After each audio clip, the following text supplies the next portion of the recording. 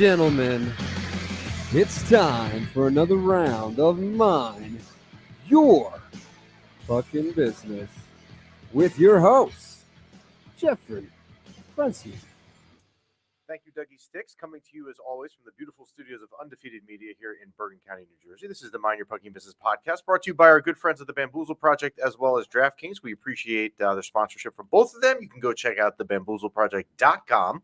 Use promo code MYPB. Save yourself 20% off your entire order on all gear across the entire Bamboozle Project platform.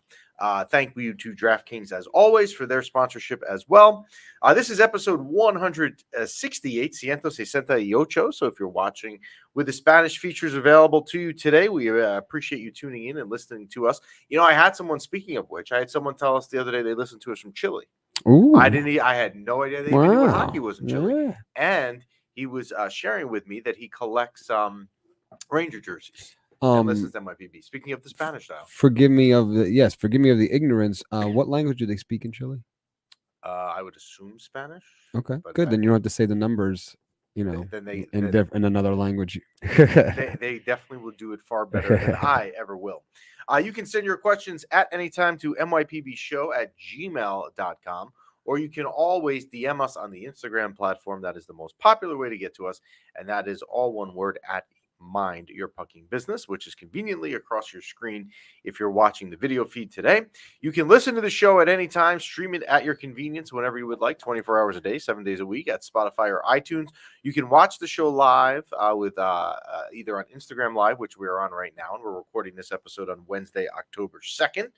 You can also replay the episode live via video if you're missing the live feed, and you can do that via YouTube. Did I get it all? Yeah. I was deaf. The music was bumping. Was that what that was? The music was bumping, but now I can't hear everything because you turned all the things I down. can't hear, but I can hear you. Turn this back up. And our audio is fine. 1 2 1 2. There we go. Yeah. Dude, we were jamming out today. They hit live, and then I was like, "Whoa, I'm awake now." Forget drinking the iced tea. It's time to party. So speaking of being alive, the Ranger season comes to life in just 9 days. They are 5 preseason games down of 6. They let's see, since we were on last, they beat the Bruins at home on Thursday. They lost to the Devils Monday night at the Rock, which, if you watch the game, was basically 2 minor league teams going at it. And then they beat the Devils last night at home in the second end of a home and home situation. Again, I could care less about preseason results. If I told you they lost to the Bruins, I really wouldn't care at all. What you do like, and I actually had this discussion on Monday night with Jenny from the block, you do like to see, if you're up late in a game, you like to see players have to respond situationally to what the game situation is, maybe how they respond. But whether they go out and they win or not, I just don't care about. What you do care about is trying to get out of the preseason healthy. And this is a thing that happens in any sport, right? I think football is probably the worst. How many times do we hear players in mini camps in July and August tear an ACL on a hot day in August? It happens all the time. But you want to get out here in hockey specifically healthy, like any other sport. And the Rangers have taken a couple of bad breaks here. Ryan Lindgren will be out for a month, I would say, at least. I could even see it being longer. The other major concern, well, I wouldn't say major concern, but a concern was that Panarin left last night's game with a lower body injury. So Artemi Panarin left the game last Tuesday that I was at versus the Islanders. He left the game, didn't return. The next day, he was in a full contact jersey at the practice facility, clearly indicating that whatever had happened to him the night before was nothing major, because he would not have been in that situation where he could have taken contact and practicing with the regular group. They held him out for games all leading up to last night. Now, that might have been their regular schedule all along, to be fair. Like, they may have, because Artemi Panarin's not playing in 6 preseason games, they may have said, okay, they're going to play the Islander game, and then you're going to play somewhere else down the line, maybe the Devils game last night. He plays last night, and he left the game and did not return with a lower body injury. Now, I have to be completely transparent and honest. I did not see the first period. I was at back-to-school night for my son. I saw the second and third, but I didn't see the first period. My first question to people that were texting me about it, who were watching or who were at the game, was, did he get hit? Did something happen? And nobody saw anything happen. I don't have any inside information in what I'm about to say, and I hope I'm right. And this is literally entirely a guess, but I am going to guess that Artemi Panarin is not injured long term. Like, I'm going to assume that next Wednesday in Pittsburgh, he's going to be in the lineup. Just a guess. Again, I don't have any inside info. I mean, I do know someone at the practice facility this morning. It's your inside info. But it has nothing to do with this. I texted back and forth with his trainer, but no big deal. Yeah, I'm going to assume he'll be in the lineup next week, would be my guess. Now, he won't play. The Rangers have one more regular preseason game to go on Friday night. And if it were me, and obviously I am not a coach, I am not anything near a coach, but if I'm Peter Laviolette, I probably made up my mind on this roster, and we're going to get into our predictions on the roster in a minute. But I've made up my mind to the point where, you know what, like, I don't need to dress regulars. Igor doesn't need to play. Mika doesn't need to play. True. Give me like a kind of another dose of what you gave me in Newark Monday night, where you gave me a minor league-esque Hartford Wolfpack roster on Friday night. I'm pulling it up myself, but the first official games of the season. Here we go. Preseason. Who are your first regular season games? We'll get there. It's Pittsburgh next Wednesday. We will get there. But my point is like, you know, can you treat these first couple of games as like preseason so you don't get hurt? No, you got to come out swinging. You go out with your full roster. No. I'm just saying, like, you don't have to like exude yourself too much in preseason. The first 5 games aren't putting you in the Stanley Cup. Correct.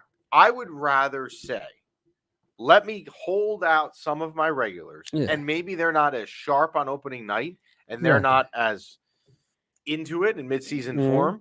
If it means I'm going to limit the risk of them getting injured in the preseason, therefore not playing the following week, regardless of what percent they are at. That's my thought. Yeah, but you got you just gotta be doing something in practice. You gotta be skating. You gotta be staying active. You gotta stay loose. You do. All right. So next Wednesday in Pittsburgh, the season starts. We're gonna play a game today on MYPB. Oh, hey now. We don't do a lot of games here on MYPB. So if you're watching today, and there's a lot of you on YouTube already, and if you're on Instagram, you can certainly play along with us. We're going to try and predict the roster for opening night based on what we've seen. We've seen 5 of 6 preseason games. I don't think that there's going to be anything that they're going to be looking at Friday night at the Islanders to say, you know what, I'm looking to see this guy. I'm not sure. I think they know what they're going to do. Just my guess. And we're going to try and play along and guess and construct the opening night roster. Now, the easiest thing in the world. You could be blind. You could never see. You wouldn't be that good on the ice. But it wouldn't matter. We're going to start with easy. You could never see a Ranger game in your life. And I know you're going to ask. Okay. No, you don't. I think I do. And for me to fill out the 2 roster slots for the goalies, we can do. Yes. That is very good.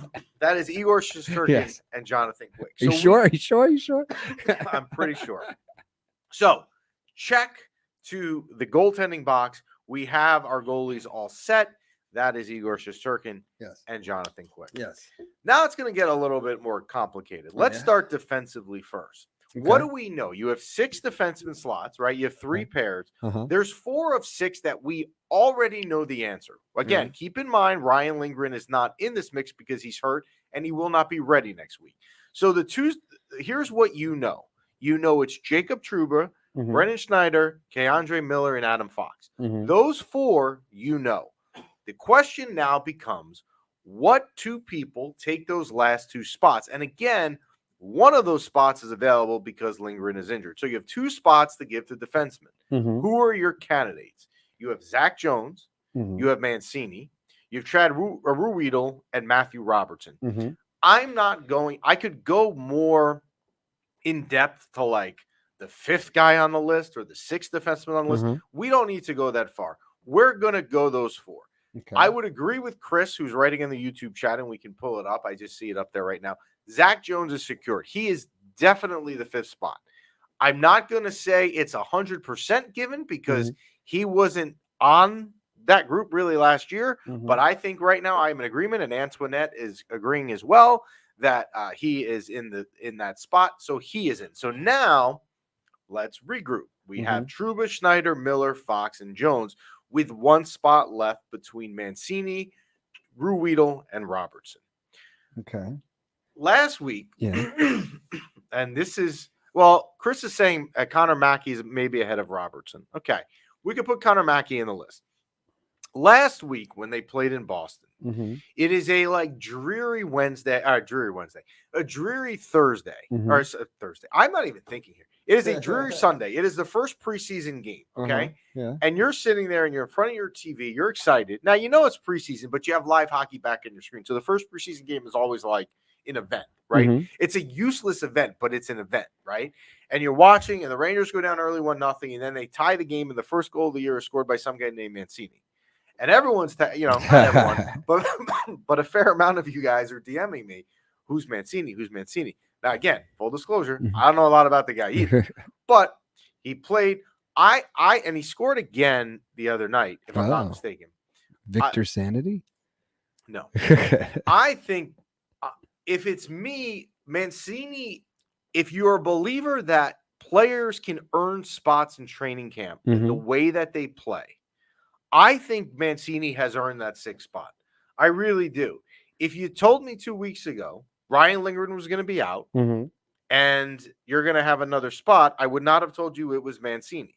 But based on what I saw, and also what Chris is saying, Chris on Instagram is saying, Chris is neck deep on Instagram, out of what's left in what you have, whether you put Connor Mackey there, Robertson, Ruedel, and Mancini, I think the answer is probably Mancini. Now, where I would be worried, and I saw this the other day, and again, the broadcast will never say anything negative about the Rangers, as much as we like Sam and Joe, right? They just don't, they're homers. They don't say anything negative.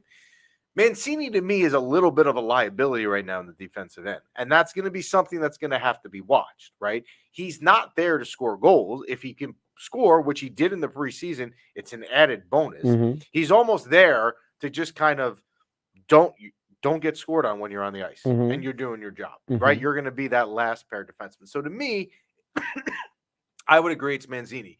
Now, one thing with Zach Jones, we all know I don't like Zach Jones. We all know that I'm not a fan. Zach Jones has secured that spot because he's also earned it. He's been very good in preseason. Sounds like you're becoming a fan. I won't go that far, but you know what? Give me reason to become a fan at some point, and I will. Nice. Okay, like I don't have a problem eventually if you earn it. Like I want you to be well. I want to be your friend because I want you to be good. Yeah. But Zach Jones has earned that spot. This is not, and I want to be very clear because it's not easy for me to like give Zach Jones a lot of hype and love here. But Zach Jones has played similar to Mancini in the last 2 weeks and has been impressive. There's only one other name, and we'll get to him in an offensive point of view. Like when we talk about training camp and you say what people have impressed you, it's Mancini, it's Jones, and it's one other name we're going to get to in a minute when we try and do the forwards. Other than that, I mean, I don't really see anything like eye-opening to me. Okay, so we have our defensemen set. You have Trouba, Schneider, Miller, Fox, Jones, and Mancini. Your backups, now keep in mind, at some point, Ryan Lindgren will be back. And while we don't know when that is, and because we don't know when it is, we don't know the current state of the defense at that point in time, the odd man out in those 6 when he comes back, if it's all status quo, is Mancini. But for now, Mancini's in. He's earned it. That's fine. Let's go to offense. Yes. And I'm going to take some heat because I see some comments here about this already, and I'm going to disagree with people. Similar to defense, let's take what we know already. Well, we know Kreider's going to be with Zibanejad and Riley Smith, right? Like that was also why Riley Smith is here. So you can sit here and say, I didn't like Riley Smith, what I saw in the preseason. Okay, that's fine. But Riley Smith was brought here to play along on the right wing with Zibanejad and Kreider. He's going to start the season there, right? I mean, I don't know why he wouldn't. You have Panarin, Trocheck, and Lafreniere. So you have your 6 of your 12 givens already with between Kreider, Zibanejad, Smith, Panarin, Trocheck, and Lafreniere. Now I'm going to tell you what I think the third line should be, and I think that this is what's going to happen. I actually think that the third line is set. I think you're going to have Filipino centering with Cooley on the left and Kakko on the right. Okay. They're not going to put Kakko on the fourth line for those of you that want that, and I can see that. So he's not going down to the fourth line. Cooley deserves to be on the third line, and Hedl, if he's healthy, and again, that's a big if, should be on the third line. So to me, the third line is Hedl with Kakko on the right and Cooley on the left. Now is where this game is going to get insanely difficult. Yes. And that is the fourth line. Because the fourth line can go a million different ways. And I have gone back and forth in trying to predict this game. It is not easy to do. But so as we've done in the other positions, what candidates do you have that can be your fourth line? You have Adam Edstrom, you have Matt Rempe, you have Carrick, you have Othman, you have Brzezinski, and you have Brian Berard. Okay. Again, I could go deeper, right? But I'm going to stop the game at those 6 because I have a feeling it's going to be 3 of those 6. So I'm going to repeat it if you're playing along at home or playing along in the chat. And that is Edstrom, Rempe, Carrick, Othman, Brzezinski, and Berard. Can I ask you a dumb question? There's no dumb question. Please don't hate me, everyone out there too. Brett Berard, thanks. I thought Rempe was a defenseman. He's not. He's a center. He's actually listed, and I looked at this morning when I was like trying to give my kids breakfast and trying to prep this game. He's listed on the site as a center, like positionally on the Rangers official app. He's listed as a center, but he's not. CBS, the depth chart on CBS Sports, he's listed as a right wing. Yeah, it can go either way, but he's definitely not listed anywhere as a defenseman. I can promise you that. Okay, so here are our 6 candidates. Yes. Again, Edstrom, Rempe, Carrick, Othman, Brzezinski, Berard. I'm going to take out Berard, okay? I just don't think he's ready yet. And I'm going to take out Brzezinski, and here's why. Because when Brzezinski has played mostly, and you can correct me if I'm wrong, I might be wrong on this, but I'm pretty sure he's usually in the center slot. And I think that management who went out and got rid of Goodrow in the most ruthless way, which we don't need to get back into, and they felt that when they signed Carrick from Edmonton, he was going to be the replacement for Goodrow. And I think they start the year with that in mind. Okay. So I am going to say that the answer at center for that fourth line is not Brzezinski. So he's out of the mix. So now we're left with 4 candidates: Edstrom, Rempe, Carrick, Othman. Okay. I think Carrick, like I said, is the center on the fourth line. And now I have 2 spots with 3 people. I have Adam Edstrom, Matt Rempe, and Brennan Othman. Well, you know, Rempe's got to take one of those. Remsani's got to take one of those spots. As I mentioned a minute ago, there's 3 players that I felt in training camp have stood out or made you actually know. I should say stood out. Made you notice that they were playing. Made you notice that they were on the ice. One of which is Zach Jones. The other is Mancini, as I mentioned. And the third to me, and he scored again last night, is Edstrom, who's a big body. I think Edstrom is on the left wing or right wing. It doesn't matter. And I think Rempe is on the other wing. Wow. And I think Othman does not make the team. Wow. So my prediction on the fourth line is Rempe, Carrick, and Edstrom. Leaving your... If you want to get into a depth chart, if players get hurt, because players do get hurt, you would have Othman ready to come up at any given time.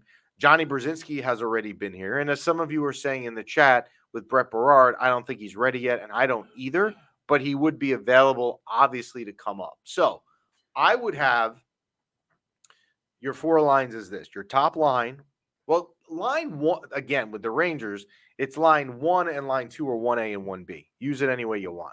1A would be Kreider, Zibanejad, Riley Smith. 1B is Panarin, Trocheck, Lafreniere. The third line is Cooley, Hedel, and Kakko.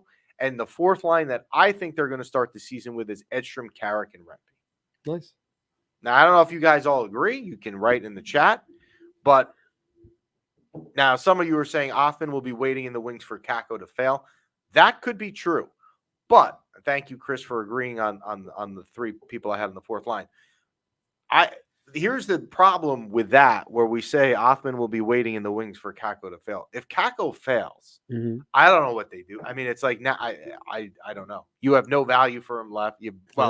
Minimal value, and there's your first round pick, second overall, just failing again. So those are the 4 lines that I have. Now, next week, I thought about doing it today, but I didn't want to. We're going to wait a week where we do prediction episodes, where I'll give you like Who do I think the team MVP is going to be? Who do I Mhm. think the unsung heroes? We're going to do all of that next Okay. week. But while we just did this game, let's then take this another step. Yeah. Okay. Now I've given you your 4 lines. Mm-hmm. I've given you your 3 defensive pairs. Mm-hmm. And because I can speak English, I gave you the 2 goalies that the Rangers were using, Igor and Jonathan Quick.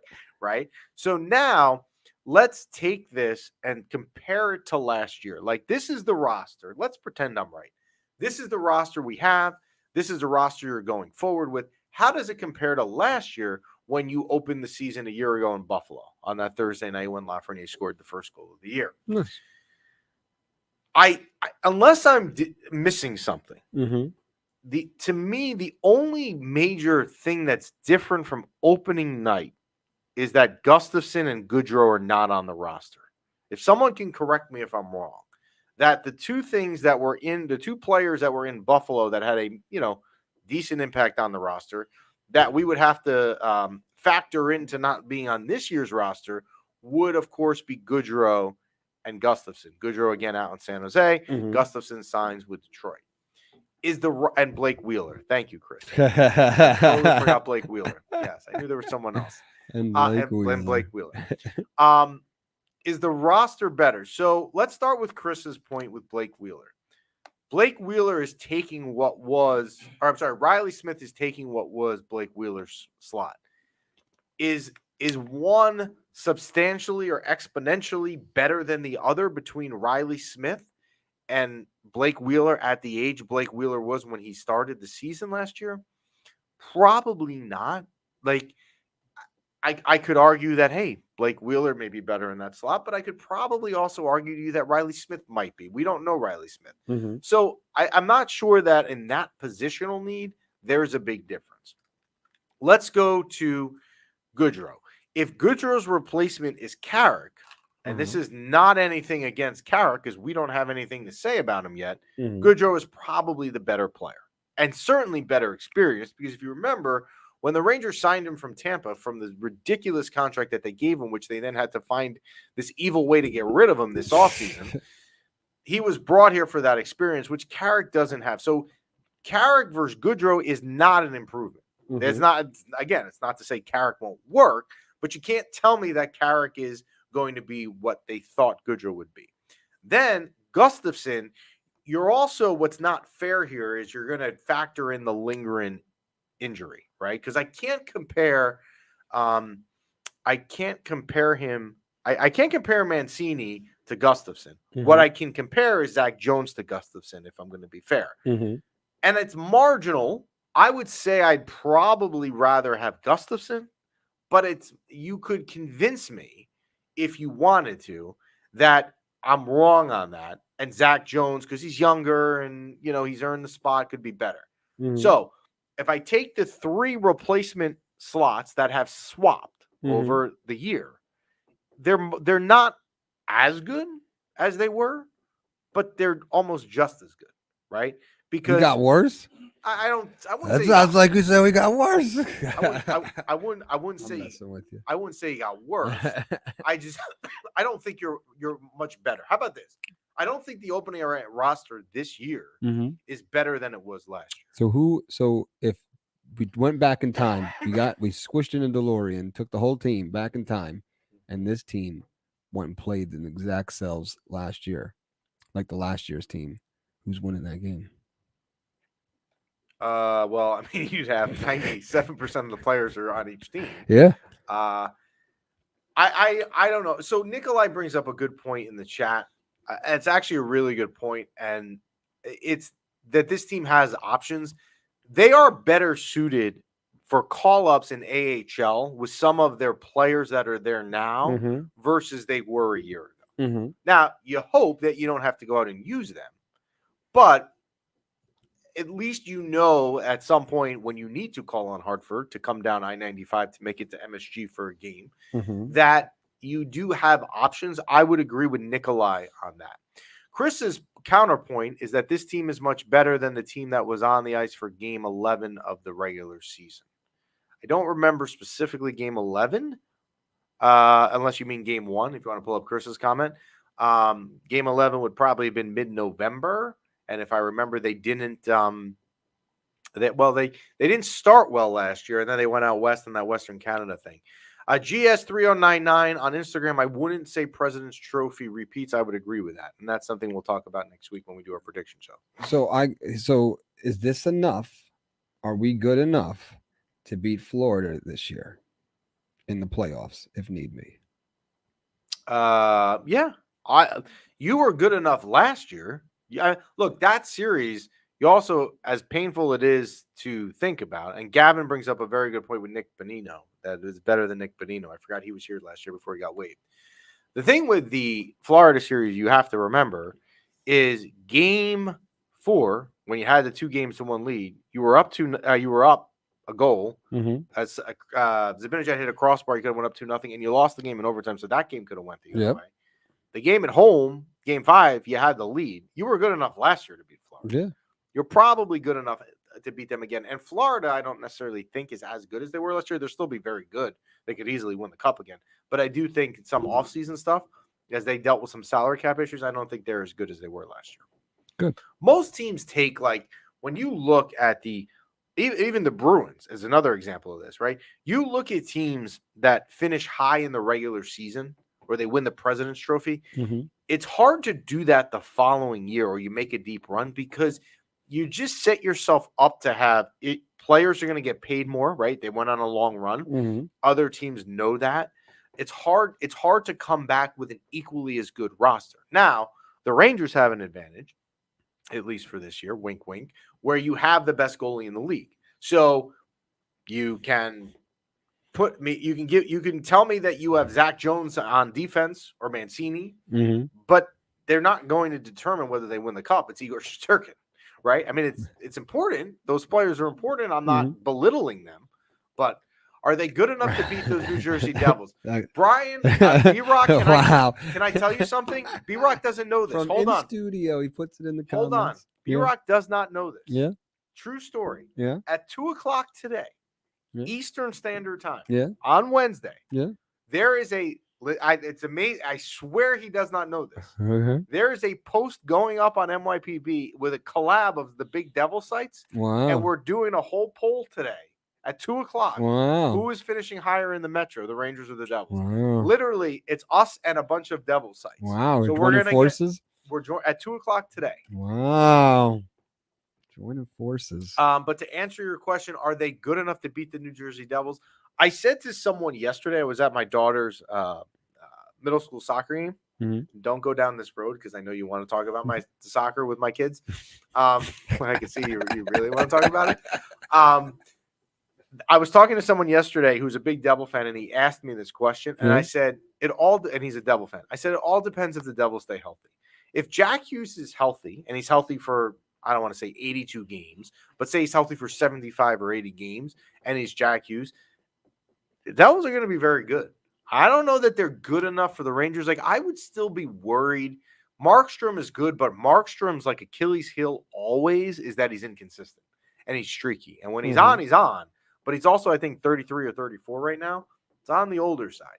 But I think what will work in the Devils' advantage as well as the Rangers' advantage is I don't think the Metropolitan Division is that good. I think it is one of the weaker divisions. And you could actually argue, and this is something we'll talk about next week, that it might be the weakest of the 4 NHL divisions, which if you play in it is what you want. You don't want. So why don't we take the opposite approach that we did last year where, we exude a lot of energy and we won the President's Cup. Why don't we just coast and stay healthy and just make the playoffs? I never have a problem with that mindset. I don't think home ice matters a ton in hockey. I think it helps. Like if you could get it, you want it. Especially I'm a season ticket holder, I want it. But if you told me you could go into the playoffs as the 1 seed, a little bit banged up the last month of the year, or I could be the 2 or the 3 in the Metro, and I'm playing really good hockey and Igor's on his game, I'm taking that all day. I'm taking the latter, 100%. Let's take some comments from Scrud. I feel like the Oilers are a team of destiny after being 1 win away. Same with how Florida was 3 wins away. Not to play spoiler alert, Scud. Not to play spoiler alert. But if you want, next week I'm going to make my Stanley Cup prediction of who wins the Stanley Cup. I'm going to say something. You may not be that far off from my thinking. Wow. Hint. They are in the mix. I haven't officially decided who I'm going to take to win the cup, Mm-hmm. and I won't take the Rangers. I don't think I'm going to do that. I won't do that. But I would say right now I'm leaning towards Edmonton for very similar reasons.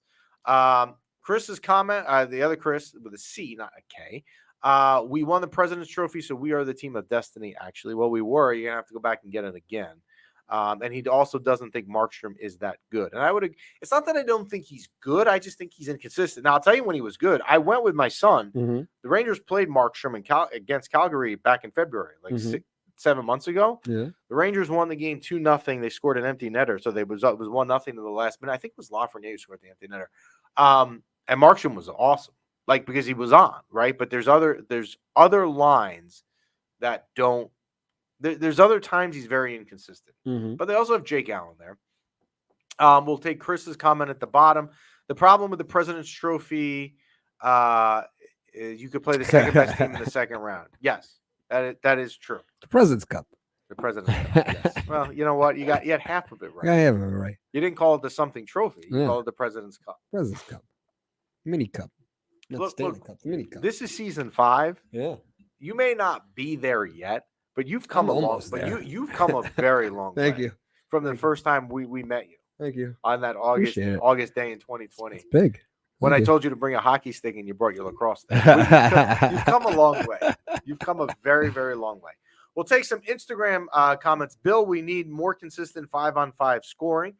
That is absolutely correct. Now, the Rangers, I don't know how if you were a general manager and Chris is watching, if you're a general manager, I don't know how you address that specifically in the offseason. You say, okay, I've got to go out and improve my 5-on-5 scoring. Here's what I'm going to do. I don't know that you can do one thing specifically to target that.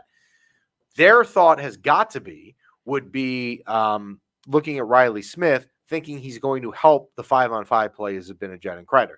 Now, are they right? Time will tell. Do I think, if you put a gun to my head, do I think they're right, the Rangers? No, I don't. I think they're wrong. I don't think Riley Smith is going to work. But yes, overall, 100% 5-on-5, because you cannot be so reliant on the power play. Because also, if you're that reliant on the power play, you better hope that your power play this season is as good as it's been. Mm-hmm. If you're going to rely on that. Now, not last year, the year before, Lafreniere was our 5-on-5 king. Who was our 5-on-5 king last year? Because I remember we were talking about that a lot. We were like, yes. Lafreniere was that's a very good point. Part of the criticism, the unfair criticism, yes, amongst all the criticism that Lafreniere takes, mm-hmm. the counter argument that I had, and I believe Chris was the one who would point this out all the time, would be that Lafreniere was best at 5-on-5 compared to other players. I think he probably still was last year in that line, because it certainly wasn't going to be the Kreider Zibanejad line 5-on-5 last year. Mm-hmm. It probably would be the same. It would be either him, Trocheck, or Panarin. So that's where we're at. So they conclude the preseason finally Friday night in Long Island. I am debating. Tell me if I'm stupid. Bob, we know I'm stupid. But tell me if this idea is stupid. I'm debating Friday night taking the kids to see the game in Long Island. Not because the game matters, because it's just an easy way to see another arena. And my kids will like to, kind of see the food options and all that stuff. Mm-hmm. If anybody's watching and they've been to UBS Arena, I've heard mixed things. I've heard mostly positive things, but I'm just curious, is it worth a Friday in rush hour traffic with 2 kids? I mean, they're older. See, there we go. Antoinette right away. The food sucks there. See, that will knock out my son. My son will want to go for the food. We'll get into the game and he'll be more into the food. So I'm debating whether I want to do that Friday night. And which arena are you going to? UBS. So Jenny from the block is actually going away Friday. So I have the kids, and it was like, well, rather if I was going to do something fun with them. Yeah. There's a preseason game. Tickets are cheap. What does it matter? The game doesn't matter. And I even hope that the regulars don't play, but I just would think it would be, I don't know. It's not the game's not at 7 a.m. So. All right. We're going to pull up Chris's comment, because Chris is writing this intentionally to make me annoyed. Chris's comment is Lafreniere's line gave up so many goals that they weren't really better at outscoring opponents 5-on-5 than Mika Kreider. Fine. You can make that argument, Chris. You could say that, but you have to tell us who had the most 5-on-5 goals last year. Okay, Chris. We need all the facts here. Because we have a lot of people in the chat, and before we go to football, I'll bring this up because Chris wants to. This is like Chris backhanded, like not. All right, Chris would like to break up the Lafreniere, Trocheck, and Panarin line. The line scoring all the goals. Yes, Chris's thought Okay. and his mindset is that line, and he may be statistically correct, and knowing Chris, he probably is. Okay. Is that line Yeah. of Lafreniere, Trocheck, and Panarin at 5-on-5, even though they're their best scoring line, Yeah. they are letting up too many goals 5-on-5, kind of negating each other, if you will. Okay. And therefore feels, let's break up that line and in turn integrate it with that top line with Mika, Kreider, and Smith. So you're basically taking your top six and saying it's not Mika, Kreider, and Smith, and it's not Lafreniere, Trocheck, and Panarin. It's Laf, Kreider, right? Something else. Zibanejad. Something else. And as Chris is telling you, as I predicted, I have the stats to back it up, which I'm sure he does. But if it's me, I am not breaking up that line. Well, I feel like you need more scoring. Like Igor's got your back, and like there's plenty of games we watched that we lost 1-0. I look at it like this. I have a really good goalie. Yeah. At Hockey 101, I need to score goals to win. Yeah.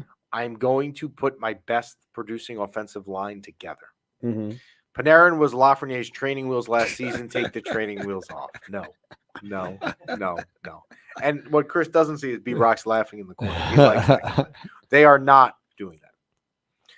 I wouldn't touch that line. Chris Neck Deep says on Instagram, I would happen to agree. Now, that doesn't mean that a month into the season, let's hope this doesn't happen, things are not working offensively with this team. Because if they're not working offensively, that doesn't mean, and Chris will like this word, that line is untouchable. It's not untouchable. That line can be broken up, but I need to have a reason to do it. And right now, at this point in time, I do not. I don't. I like it. So, again, they conclude Friday night. We will be, before we go to football, we'll be on Wednesday next week. The Rangers start Wednesday in Pittsburgh. We'll have all our predictions and all of that good stuff coming your way next Wednesday. Yes. But we will see by then if my roster predictions, and again, I'll do it one more time. So offense, you have Kreider, Zibanejad, Smith, Panarin, Trocheck, Lafreniere, Cooley, Hedl, Kakko, and your fourth line I'm predicting is Edstrom, Carrick, and Rempe. And defensively, you have Trouba, Schneider, Miller, Fox, and Jones and Mancini get the last two spots. So nice. I have a very small game, if you like to play. Okay. So, before you say games, okay, we want to play. Yeah. Jenny from the block is going on The Price is Right on Friday. No way. That's where she's going. No way. Whether she gets picked, I don't know. She's got to wear something crazy. And is she going with a crew? She's going with a friend. Usually they have like a theme. Yeah, Going with a friend. They go with like a crew, and there's like a theme. Going with a friend. You gotta like have a sign. But let's play your game.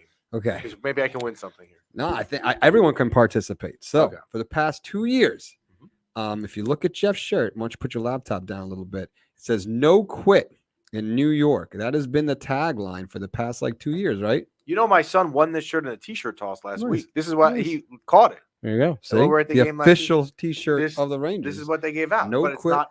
It's not. Tyler cannot fit into an adult large. He'll grow into it. No Quit in New York has been the tagline for the past 2 years. The season starts in 5 days?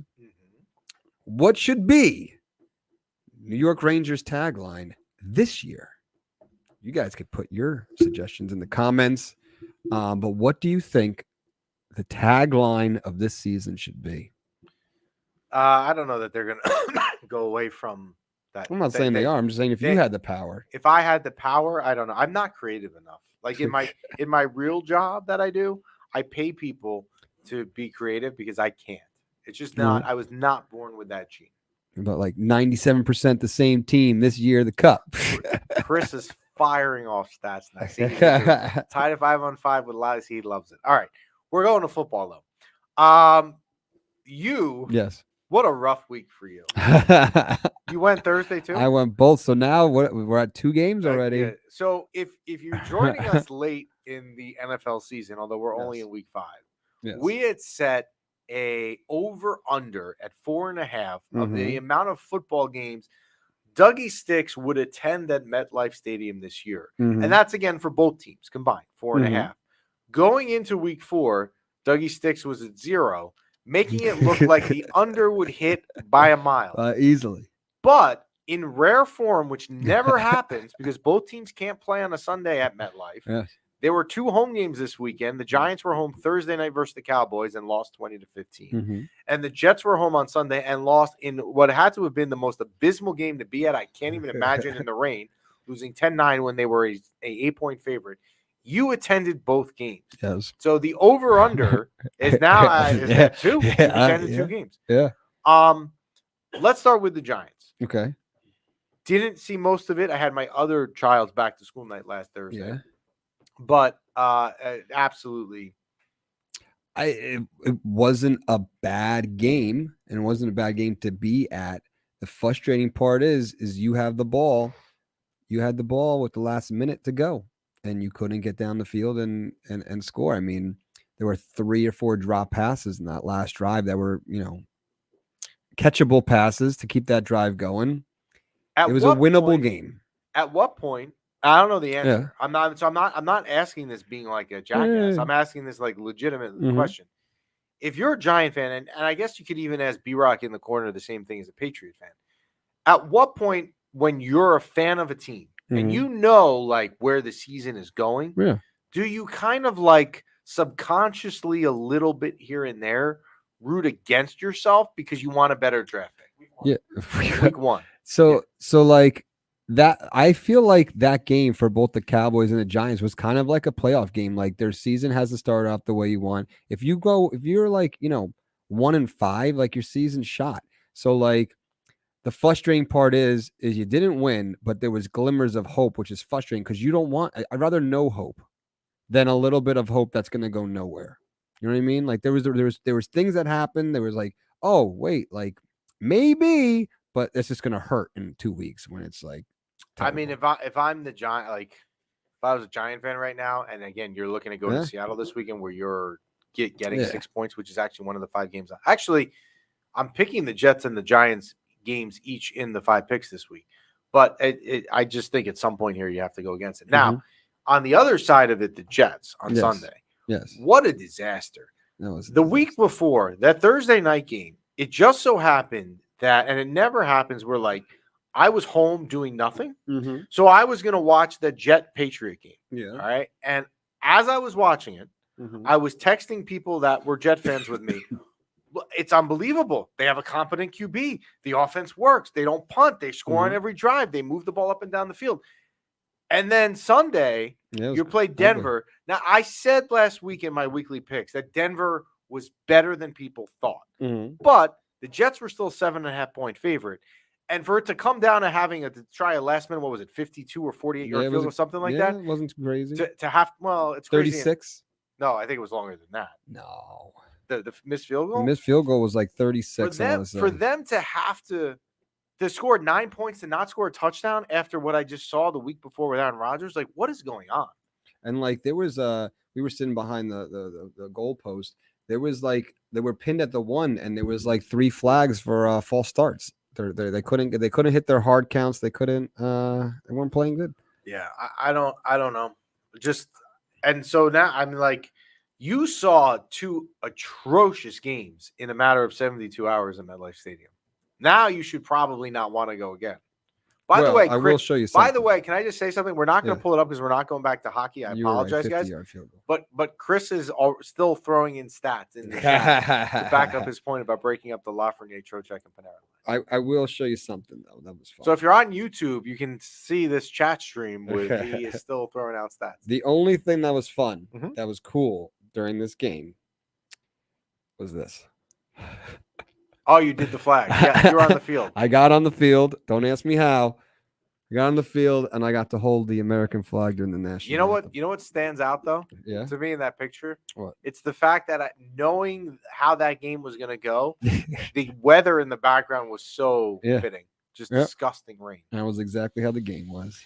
But All for right. 5 minutes, I was happy. There you go. You enjoy those 5 minutes and you're tailgating or whatever you do there. At the preseason. So we entered week number 4, 2-0-1 on the year with our picks. We finally had our first losing week. I apologize. It was close. We had 2 winning picks, 3 losing picks. We had the Chargers plus 7.5 backdoor cover or backdoor. I wouldn't say cover. They didn't cover. Backdoor with the plus 5 as the Chargers with plus 7.5 at home versus the Chiefs hit. And then we had the Vikings plus 3 at the Packers.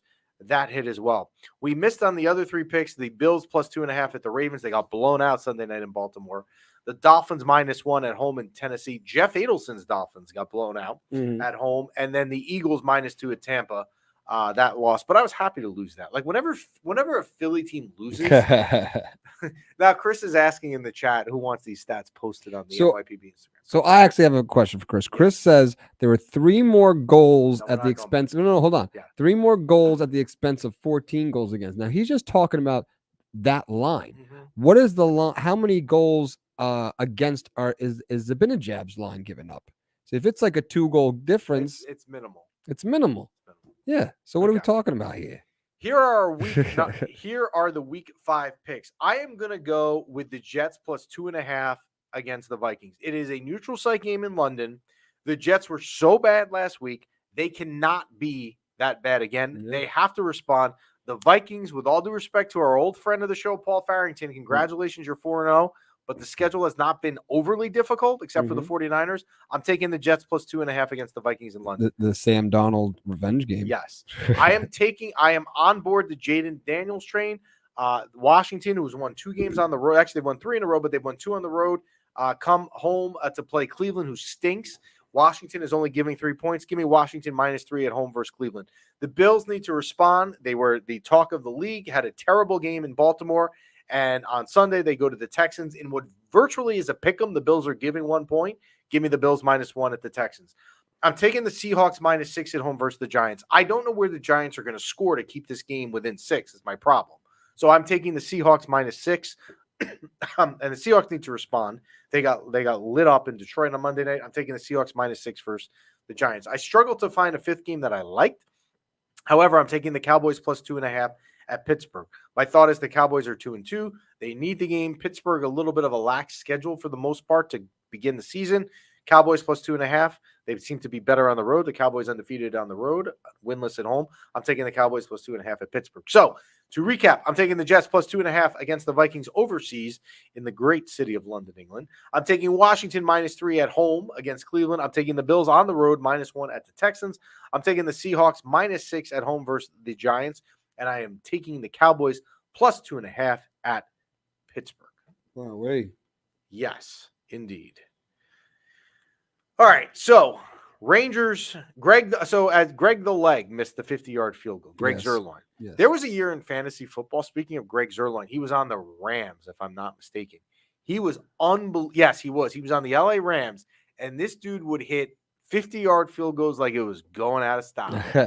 And now the other day, Greg the Leg missed 50-yard field goal. But the Jets shouldn't come down to that. Shouldn't have. 9:30 start for the Jets. Oh, I can't watch. I'm not gonna be able to watch on Sunday. Oh, I didn't realize that. Boo. And if you're still in the YouTube chat, my man Chris is still firing stats. We'll talk about. Well, you know what? So I gave you the predictions, and we'll see if I'm right about the opening night lineup and the line combinations. I would bet a lot of money right now that they're not touching that Lafreniere, Trocheck, and Panera. I mean, they're not.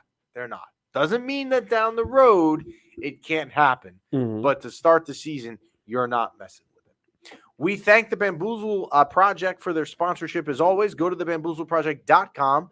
Use promo code MYPB. Save yourself 20% across not only the MYPB stuff on the website, but anything that is on the Bamboozle Project website. We thank DraftKings as well for their continued sponsorship of the show. We will be back to actually reading some ads from them. Nice. In the coming weeks, I was told the other day. So I'm waiting on getting the scripts that they want us to say. Although, you know what we can do? I don't know if Undefeated Media has this capability. Yeah, they can do it all, bro. We can now. It would make it easier if we could do this. What? We could pre-record like Yeah. the scripts and then play it that way. 2:00 today, Yes. because B-Rock mentioned it. Mhm. Oh, I wasn't even going to mention it on the show today. I was just going to let it be. Yeah. But 2:00 today, if you follow us on Instagram, we are collabing with a couple of the Devil sites, and some of them are the Wow. big Devil sites too, to kind of do this. Who's finishing ahead of who? Wow. Joining forces. B-Rock. Post. B-Rock, before we go, like, without even thinking, who's finishing higher in the standings, the Devils or the Rangers? Now, he says it. Now, B-Rock's not on camera, but B-Rock says it as he's wearing his like green Devils hat, like it's 1986. Yeah. One day there'll be a camera facing that way. We're gonna give our Metropolitan. Someone asked the other day me to do this, so I think I might do it. I wasn't planning on it. Was to rank the 8 teams in the Metropolitan Division, like 1 to 8, where they're gonna Let's finish. do that next week. We'll do it next week. Well, maybe we'll do a graphic of it on Instagram. But I would think that 1, 2, and I don't know the order yet. I have to think about it. Is the Rangers and the Devils, or Devils and the Rangers? Like they are the 2 better teams. Carolina has gotten worse. There's a lot of teams in the division that stink. So B-Rock, I mean, I do think if you had a ticket rep at the Prudential Center, you do. You might want to call them and be like, "Are you doing deposits for playoff tickets?" They call nonstop. They call call B-Rock? nonstop. They call everybody. They call me too. They do. The Devils call me. I have no reason why they would call me. The Devils call me. So 2 years ago, I did something. I shouldn't tell the story, but I'll say it.